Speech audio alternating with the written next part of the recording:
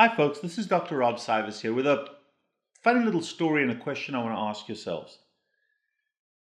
I'm looking for anybody to provide for me plants that are the way God or nature originally made them that we now eat. Yes, there are some mushrooms, there's amarilla, there are a few wild plants out there that we still eat in their original form. But if you look at this photograph, almost all the plants that we eat have gone from being some rudimentary carbohydrate containing pathetic little structure. Look at this piece of corn right here. And look how we've hybridized that. Look what we've done through genetic engineering. Genetic engineering, GMO, oh my God, it's just natural selection. It's taking the biggest corns and hybridizing them with the biggest corns and the biggest corns, and it gets bigger and bigger and bigger.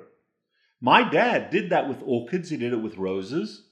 In fact, the beautiful thing is he'd create his own species and then name them at the Royal Botanical Society where they are registered. New hybrids. We have hybridized the hell out of our food source. And there is almost no food on the plant-based spectrum or on the animal-based spectrum that is the way God and nature made it. And I'm looking for you guys to come up with some thoughts, some ideas, and share them with me of plants that were the way God and nature made them, that have not been hybridized. I've mentioned mushrooms, I've mentioned truffles, I've mentioned amarilla fruit, but very, very few things come the way they naturally are. Clearly, of course, we've hybridized cows, we've hybridized all the animals that we eat as well. But that's what makes us successful as humans.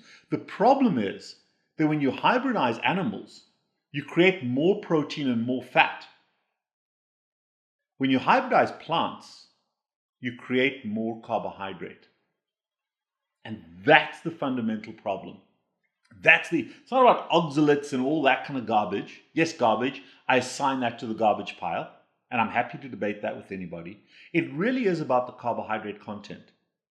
And we've hybridized plants primarily to increase not their micronutrient capacity, but their macronutrient capacity, which is not fat, it's not protein, it's sugar and starch, an unnecessary macro ingredient of our diet.